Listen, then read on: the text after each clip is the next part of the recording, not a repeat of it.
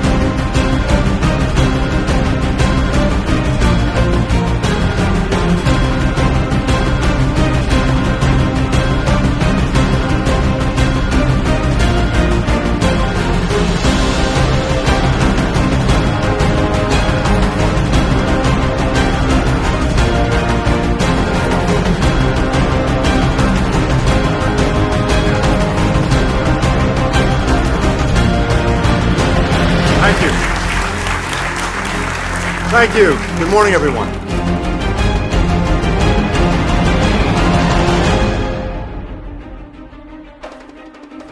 No one understands this better than President Biden.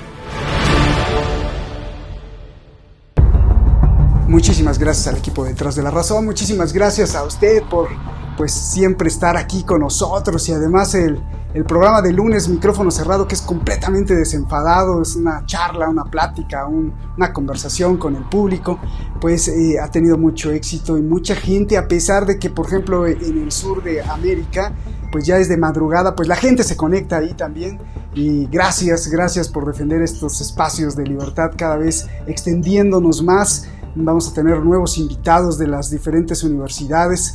En Berlín, por ejemplo, estamos pues ya con gente muy académica y bueno, pues hoy recibimos con mucho honor a uno de los principales pilares del programa, por supuesto, pero sobre todo pilares de un movimiento intelectual que él mismo encabeza, de conciencia, de investigación, de cuestiones muy académicas, Eduardo Bior, allá en Argentina. Eduardo, un gran abrazo, hermano, gracias y gracias por levantarnos la voz y por levantarnos la voz, digo, no a nosotros, sino levantar la voz al mundo y alertarnos de lo que estaba pasando en la Universidad Johns Hopkins, una de las universidades de más prestigio que incluso intervino en las decisiones médicas del mundo en la pandemia y interviene prácticamente hasta cómo te tomas una pastilla.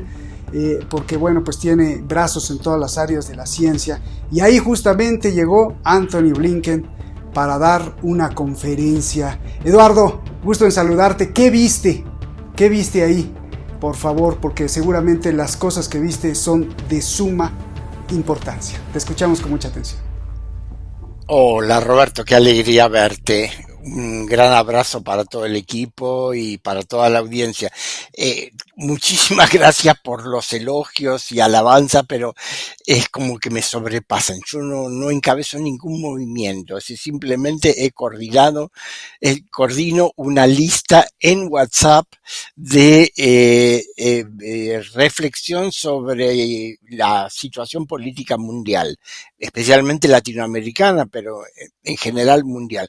Y se han ido reuniendo colegas y compañeros de un nivel impresionante.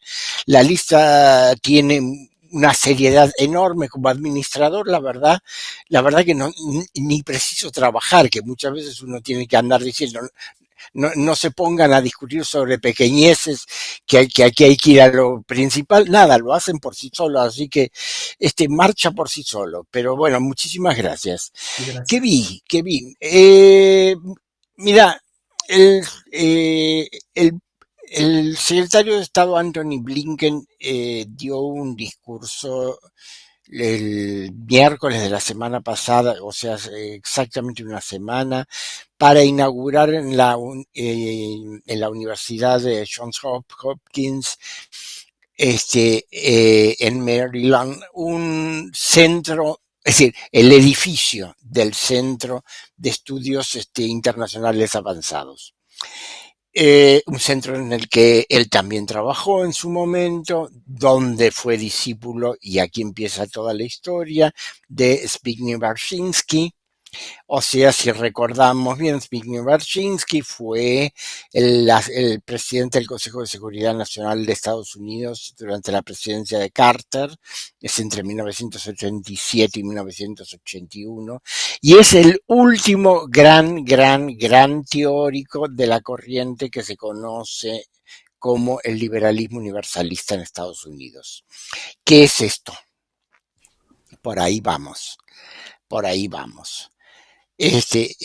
Vamos por ahí precisamente porque Blinken comenzó su discurso con un largo homenaje a Brzezinski.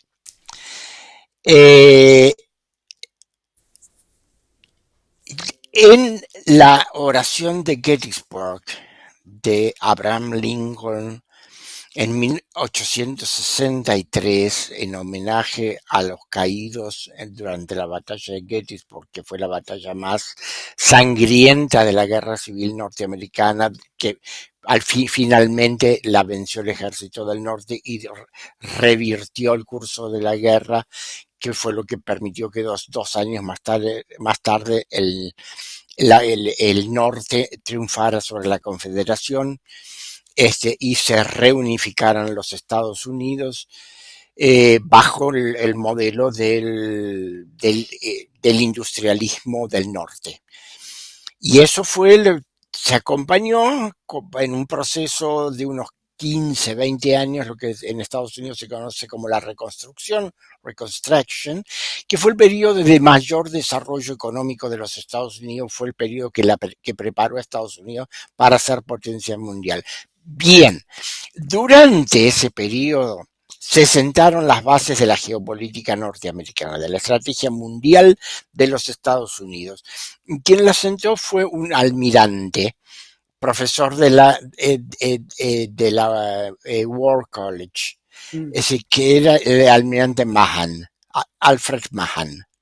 Este almirante, junto con su amigo personal, ahí tengo que decirlo así, el geógrafo inglés Alfred Mackinder, se sentaron las bases de la estrategia mundial de Estados Unidos y entonces el Imperio Británico, hoy Gran Bretaña, que todavía se mantiene, que consiste simplemente en una construcción altamente ideológica de las relaciones de poder en el espacio mundial. ¿Quién?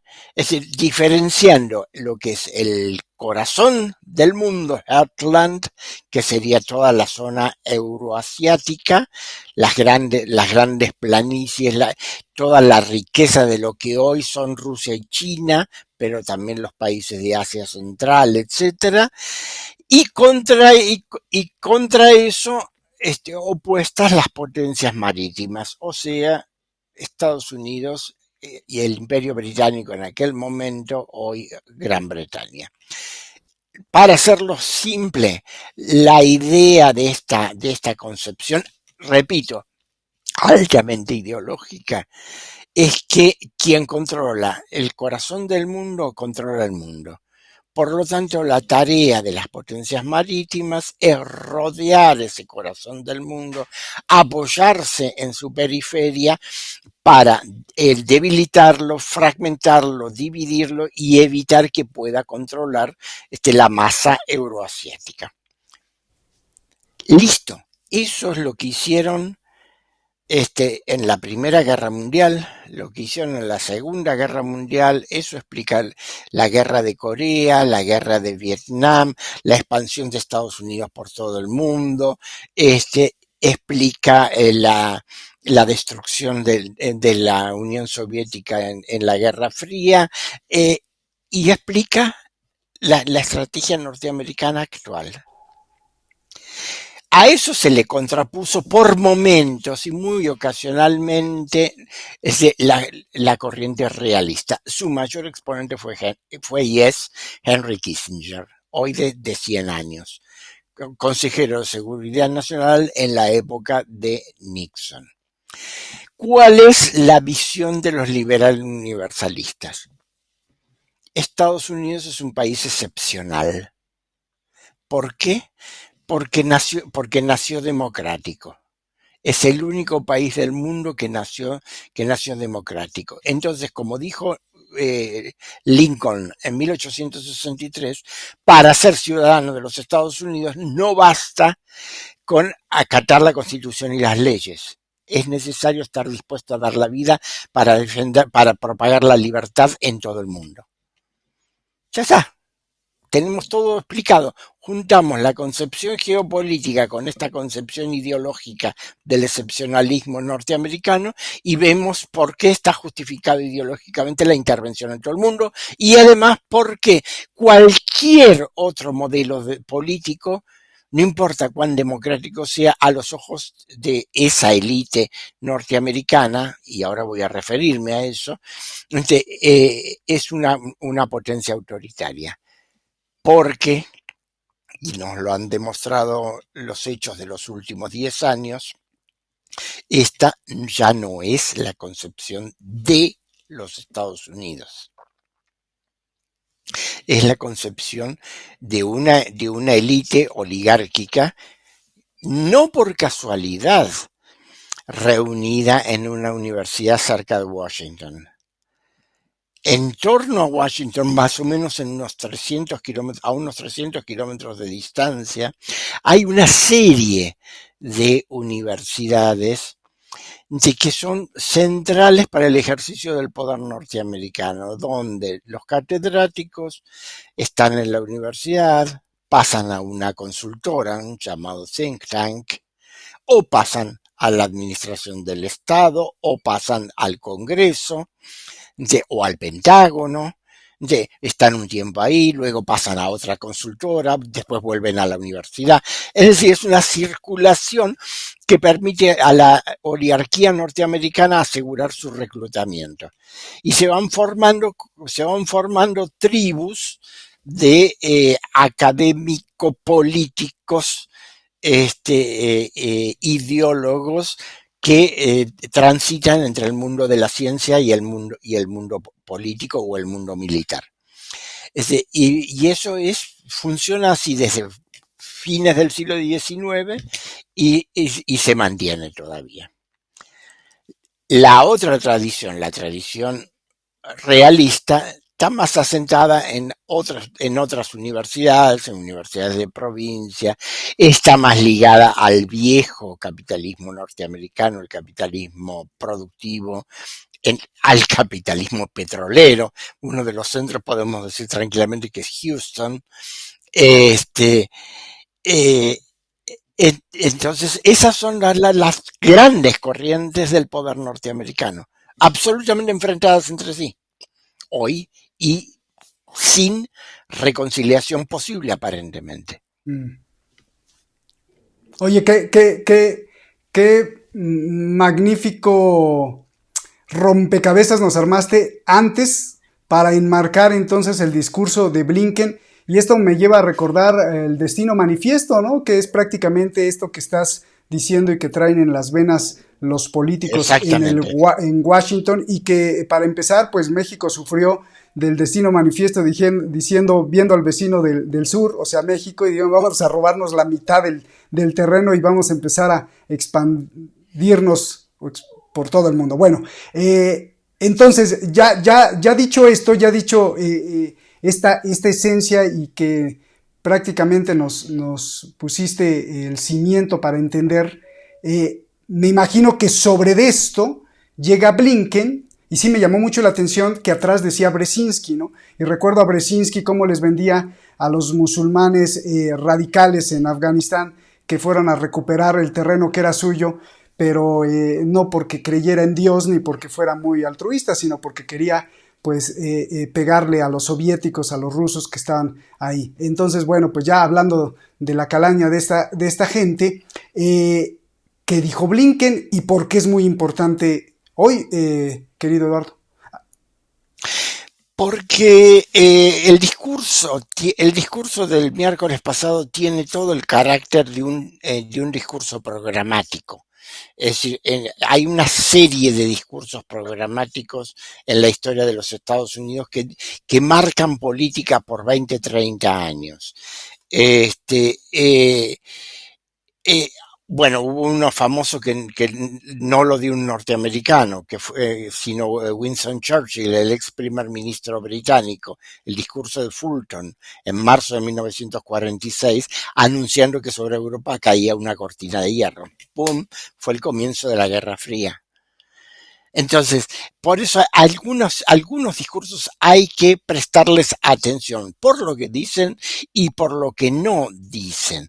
Lo interesante es que Blinken eh, hace un recuento de lo que fue el tiempo de la posguerra fría. A su juicio fue un tiempo de ensueño, fue maravilloso. Creció la producción, se descubrieron nuevas vacunas, este, eh, más de 1.000 millones de personas salieron de la pobreza. Hubo mínimos históricos en los conflictos entre los estados. Por supuesto, él ni nombra la guerra contra Irak del 91, la destrucción de Yugoslavia, el genocidio en Ruanda, el atentado contra las Torres Gemelas. Todo eso, para él, se reduce a incidentes que no alteraron el orden mundial. En cambio, dice él, ahora sí, ahora han aparecido potencias que desafían el orden mundial basado en reglas. Atención a esta palabreja. Entre orden mundial basado en reglas. Y que son un peligro que son un peligro. Es decir, el periodo, la posguerra fría ha terminado, dice él. Obviamente ya cualquiera puede imaginarse, está hablando de Rusia y de China. Pero él diferencia. Rusia, dice, es un peligro inmediato porque es una potencia expansionista, agresiva, autoritaria, violenta, antidemocrática, que ha invadido Ucrania y hay que pararla. Pero el mayor peligro a largo plazo es China, porque China ha desarrollado el potencial económico, militar y tecnológico para ocupar el puesto de primera potencia mundial y pretende hacerlo, dice él.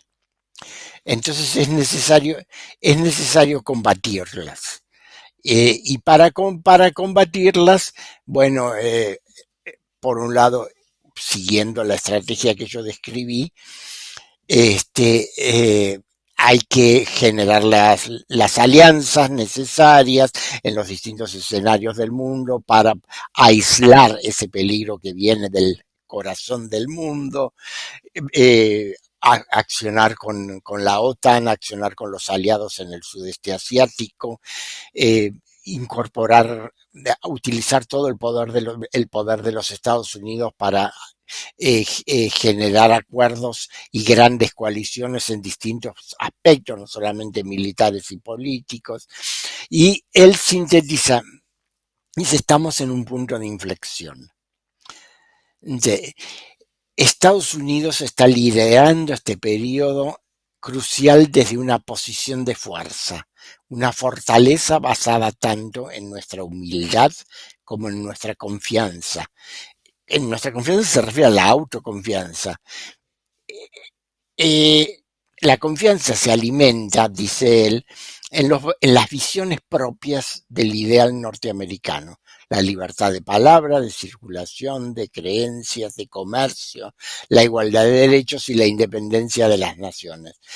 Curiosamente, lo que yo comentaba hace un rato es que en Estados Unidos hoy en día es decir, menos de la mitad de la población comparte esta visión. Entonces, digamos, todo esto, digamos, no quiero cansar tratando en detalle el discurso de Blinken. La idea fundamental es la de armar una gran coalición para combatir a las potencias autocráticas que son un peligro para el orden mundial basado en reglas. El problema, acá hay dos o tres problemas importantes para ver. En primer lugar, es decir, la construcción es absolutamente ideológica, porque él no aporta hechos ni argumenta a partir de los hechos para demostrar por qué Estados Unidos sería el representante de un mundo de libertad y democracia y por qué Rusia y China serían por definición autocráticas. Es decir, él coloca la etiqueta y dice esto es así, con lo cual es evidente que está repitiendo el viejo esquema de los liberales universalistas. Hay que combatir al corazón del mundo para que no se junten. Eso es lo primero. Es decir, el problema es que no deja lugar a diálogo con una visión tan ideológica. Si yo digo que eres un gordo de 150 kilos, por más que te veo y sé que no hay nada de eso, Roberto, es imposible, no me vas a convencer nunca de que no es así. Porque yo parto de eso y a partir de ahí construyo todo mi modo de relación contigo. Entonces, ese es el primer problema. El segundo problema es la aspiración de imperio universal. Es decir, volver al intento de construir un único centro de poder que domine todo el mundo y establezca las reglas que no se sabe nunca cuáles son. Es decir, como le dijo el ministro de Exteriores ruso Lavrov hoy en su discurso ante la Asamblea General de las Naciones Unidas, dice, no me hablan de orden mundial basado en reglas. Dijo, acá lo único que hay que hacer es cumplir con la Carta de las Naciones Unidas y con el derecho internacional. El segundo gran problema es que Estados Unidos de ninguna manera está en condiciones de imponer eso que está proponiendo. Entonces, es una quimera. Es decir, si Estados Unidos se embarca en esa estrategia, como parece estarlo haciendo, a través de la preparación de la guerra de Ucrania, ahora están incitando a una masacre contra los armenios en el enclave de Karabaj, y creando permanentemente nuevas guerras. Va a ser peor que si ellos estuvieran en condiciones, porque si estuvieran en condiciones de dominar, por lo menos impondrían un sistema dictatorial, una dominación mala, pero algo. El problema es que aquí, si van por ese camino, van a generar un montón de guerras en todo el área de conflicto, en toda la zona de conflicto entre los dos bloques, y nadie está en condiciones de ponerle coto a eso. Es decir, nadie está en condiciones de de controlarlo, enmarcarlo, limitarlo para que no se exceda y no genere un caos generalizado. Es decir, lo estamos viendo, por ejemplo, con el tema de la crisis migratoria en el Mediterráneo.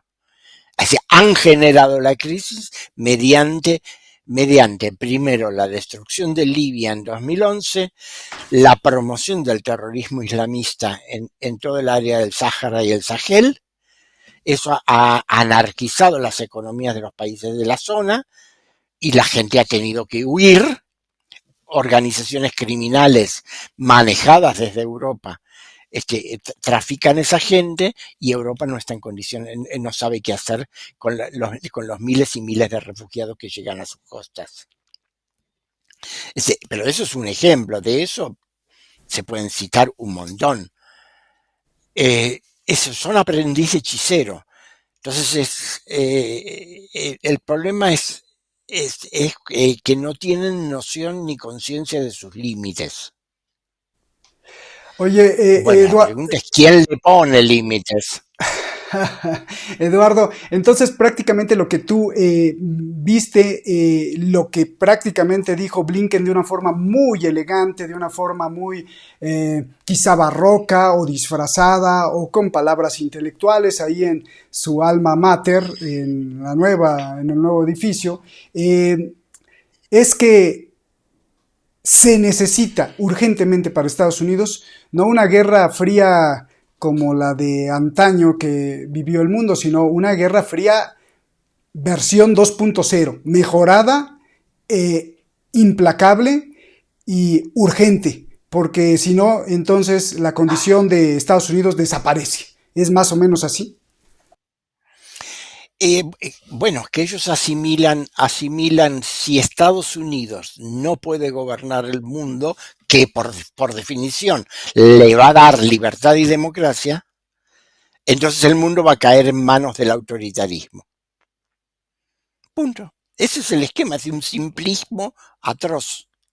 Para ellos no existe la posibilidad de llegar a dialogar con otras potencias, con otras regiones, ponerse de acuerdo en cómo se pacifica, cómo se organiza políticamente, económicamente. No existe eso para ellos.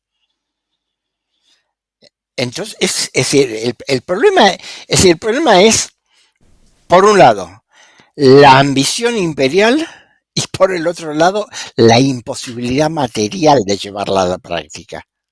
Y yo le agregaría que por el tercer lado, la hipocresía de la cual la saben ellos, pero luego no se pueden salir de la propia hipocresía, porque pues regímenes autoritarios, por Dios, pues sí son y grandes amigos e impulsores de uno de los más autoritarios, sanguinarios, sangrientos y sádicos como la monarquía de Arabia Saudí. Entonces ahí cuando son amigos pues no les preocupa lo autoritario, pero cuando se les opone pues sí se les preocupa. Eduardo, sácame del error.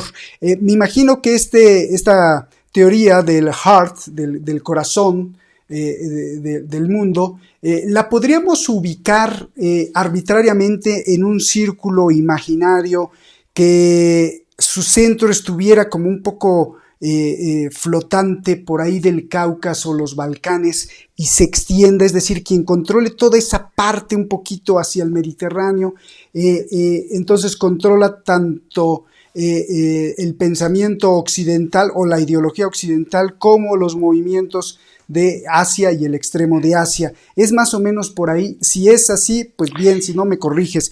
2. ¿No estarán los nuevos diseñadores tratando de mover ese centro un poquito hacia Oriente Medio?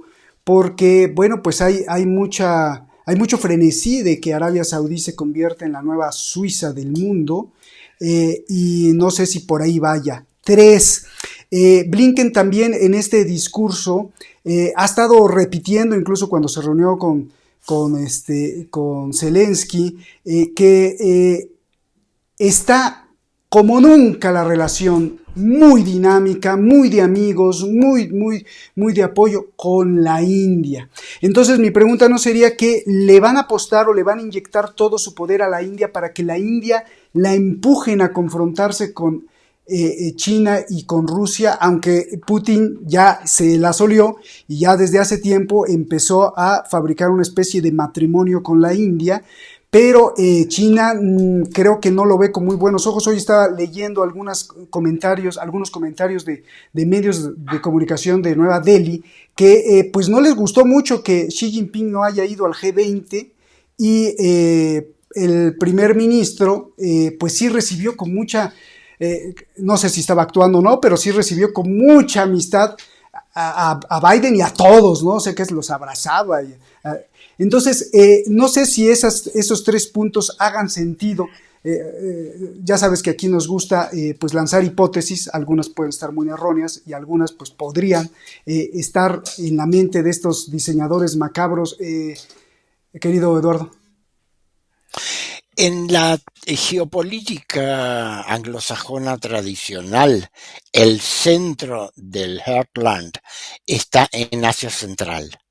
Es decir, está, digamos, en lo que hoy son Kazajistán, Kirguistán, Uzbekistán, Turkmenistán, Tayikistán, y eso es lo que explicaría precisamente que inmediatamente después de terminada la Guerra Fría hayan atacado a Irak primero y después a Afganistán y luego nuevamente a Irak, porque la idea es desde el sur, por así decirlo, pincharle la panza al Imperio Ruso. Esa es la idea.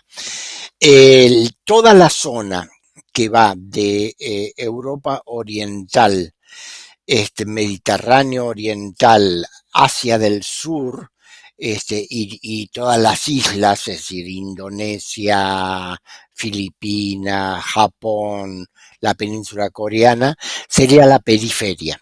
Sí, y bueno, según los autores diferencian entre periferia externa, periferia interna, es decir, eso ya es más sutil.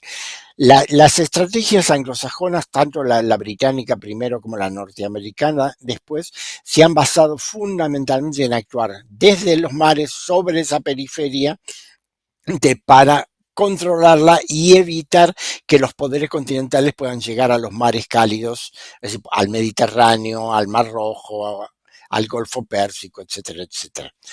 Eh, eh, Perdón, la segunda pregunta era...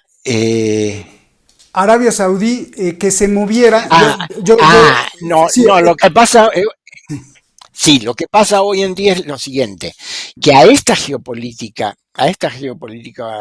occidental se le contrapone una visión que es global, que incluye una geopolítica y una geoestrategia, pero es una visión muy integral que es la visión china, que es la visión de creación de una comunidad de destino compartido para toda la humanidad.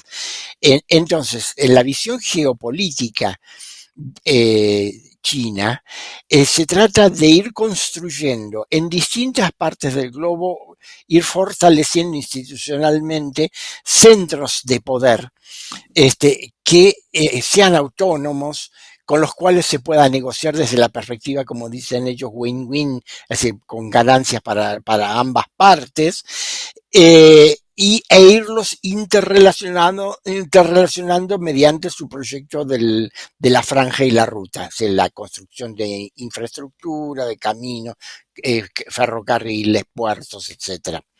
En ese proyecto, precisamente, ellos lo que conciben es llegar a constituir en Asia Occidental un centro con 3 patas. Es decir, la República Islámica de Irán, Arabia Saudita y Israel-Palestina pacificado, se verá cómo, porque precisamente a los chinos lo que les interesa es poder tener acceso al Mediterráneo. Y ya de hecho ellos han construido Haifa. Haifa, el puerto de Haifa. Por eso les interesa el fortalecimiento, por eso para ellos era tan importante el restablecimiento de relaciones entre Irán, por un lado, Arabia Saudita y los Emiratos Árabes Unidos por el otro. ¿Qué pasa con los regímenes políticos y económicos dentro de cada uno de esos centros? A los chinos les interesa poco, porque ellos parten de la idea de una idea topológica. Es decir, le cambio la ubicación en el esquema mundial y ya se va a ir desarrollando por sí solo. Es decir, esa es un poco la idea que está detrás de la estrategia china, que por supuesto es para los occidentales es primero incomprensible, porque ellos tienen una lógica dicotómica, o estás conmigo o estás contra mí, es decir, o eres bueno o eres malo, o eres justo o injusto, no tienen, es decir, no tienen la posibilidad de manejarse con la ambigüedad y con contradicciones no antagónicas como sí tienen los chinos. Y por el otro lado, por eso también los sorprendió tanto la actitud de Arabia Saudita, y todavía no saben, no han sabido bien qué responderles. Es decir, los han amenazado un poco con el hecho, bueno, te voy a sacar el apoyo militar si te portas mal, pero eh, es decir, precisamente los sauditas lo que entendieron es que del otro lado no necesitan apoyo militar, porque tienen la posibilidad de la paz. Se tienen que dejar de molestar con Yemen, eso sí, pero si no, el negocio es mucho mejor. Y respecto a India, Oye, ahí India con razón, históricamente Eduardo, siempre. Con razón, antes de que pases a India, con razón, el Ayatollah Khomeini en 1979 dijo, ni Occidente ni Oriente, ni Oriente ni Occidente. Me acuerdo mucho de eso, bueno, yo era muy niño, pero ya lo veía, ¿no? Ya lo veía venir. Adelante, perdón, la tercera con la India. Claro. Y bueno, el caso de India, desde la independencia, en 1947, India ha tenido una situación estratégica dual, ambivalente. Por un lado, en sus relaciones con Asia, siempre ha estado muy asociada con la antigua Unión Soviética y actualmente con Rusia. De hecho, es la principal proveedora de armas de India. Pero por el otro lado, como herencia justamente de la dominación británica, tiene un problema de límites en el Himalaya con China, que no se ha terminado de resolver. Lo que han hecho ahora es ponerlo entre paréntesis con una medida muy elemental, pero muy sabia, que es simplemente desarmaron a las tropas fronterizas de ambos países. Entonces, lo que pasa a veces es que la agarran a piedrazos. Pero bueno, por lo menos así no se matan. Este, es una solución, digamos, muy pragmática que han encontrado los dos países. Lo que pasó justamente, el, el, ahora entramos ya en los detalles un poquitito más finos de esta situación que estamos hablando, porque Blinken propone una estrategia, pero al mismo tiempo están dialogando y negociando a distintos niveles entre las potencias. Hay una cantidad de viajes enorme. Es decir, Blinken ha estado en China, en este momento en Estados Unidos, ahora se ha reunido en Nueva York al margen de la Asamblea General de las Naciones Unidas con el vicepresidente chino. También se reunió con el presidente del Consejo Nacional de Seguridad ruso, Nikolai Patrushev. Al mismo tiempo, eh, eh, eh, el canciller chino Wang Yi estuvo primero en Moscú y después viajó a San Petersburgo, donde se encontró con Putin. O sea, está todo el mundo hablando con todo el mundo. Este, India tiene esa situación ambivalente. Para el norte está vinculada a Rusia, para el sur está vinculada a los Estados Unidos. Es decir, en el AUKUS, la alianza militar que tiene con Estados Unidos, Australia y el Reino Unido. Entonces, eso se le hace muy difícil. Xi Jinping no fue a la reunión del G20, primero para evitar que la prensa nacionalista india agitara y creara un conflicto. Y en segunda instancia porque no quería encontrarse con Biden en un momento en que todavía no hay condiciones para negociaciones. Es decir, porque, digamos, Biden podría haber forzado un encuentro en Nueva Delhi y habría quedado como que Xi Jinping está negociando ya. Están todos negociando con todos, pero son negociaciones todavía muy preliminares, no le encuentran el camino, y por eso es que nadie se quiere jugar políticamente como diciendo sí, estoy hablando con, porque eso lo compromete y prácticamente le hace firmar un cheque sin fondos. La reunión secreta en Malta, ¿no? Además, pues Eduardo, qué gran explicación nos das. Nos encanta siempre que estés aquí. Pues nos vamos, tu conclusión. ¿Qué más viste? ¿Qué se nos escapa? Tu reflexión final o pues tu cereza del pastel, que me encanta siempre que escojas una frase o una palabra para cerrar el programa. Te escuchamos. Si la cereza del pastel sería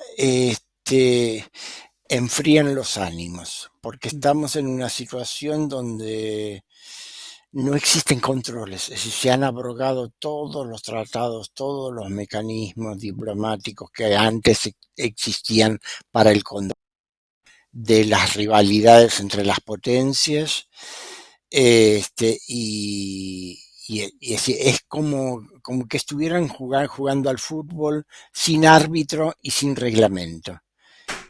Puede pasar cualquier cosa. Y estamos en una situación extremadamente riesgosa.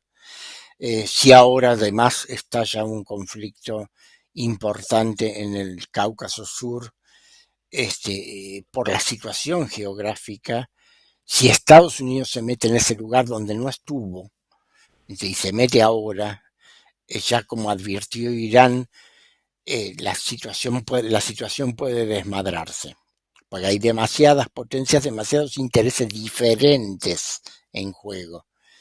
Entonces, lo único que puedo decir es prudencia, prudencia y prudencia. Pues habrá que tener prudencia. Muchachos, enciérrense en un cuarto. Enciérrense en un cuarto y agárrense a trompadas, pero no molesten. Eso es lo que no les gusta, ensuciarse las manos a estos cabecillas, y me refiero a cabecillas porque están en la cabeza más alta tratando de decidir pues los destinos del mundo. Y fíjate que se veía perverso ex secretario de Estado Mike Pompeo, Blinken, que parecía no ser tan audaz como él, pues creo que es más misterioso y más macabro, porque con esa sonrisa de Mona Lisa que trae, anda ahí jalando y tirando cosas. Bueno, Eduardo, pues un gran abrazo, y decía que encabezas un movimiento, porque aunque no lo creas, Eduardo, y no es por halagarte, aunque no lo creas, con la reunión de todas esas firmas que tienes, firmas de plumas, pensamientos intelectuales, pues mueves conciencias, impulsas, y por supuesto que creas un movimiento, aunque no lo creas, pero se está moviendo la conciencia, y hay mucha gente que levanta la voz gracias a ti, y te agradecemos mucho. Siempre te vamos a estar agradecidos todos los que estamos en ese grupo en el que tú consideras que somos o que son ellos muy valiosos. Muchas gracias, y sí, aunque no lo quieras ni lo creas, encabezas un movimiento con mucho respeto. Gracias. Eduardo, un gran abrazo, y pues para las naciones o para los individuos, no se crean en esas ideas de los destinos manifiestos, porque la igualdad es mucho más bonita, la equidad también es mucho más bonita, y ver a todos los demás como hermanos, pues es quizá la única solución, no vernos a nosotros mismos como escogidos. Muchas gracias, nos vemos, Eduardo, y a ti que nos ves en cualquier Fuerte abrazo, muchísimas gracias por... Gracias, hasta la próxima. Chao.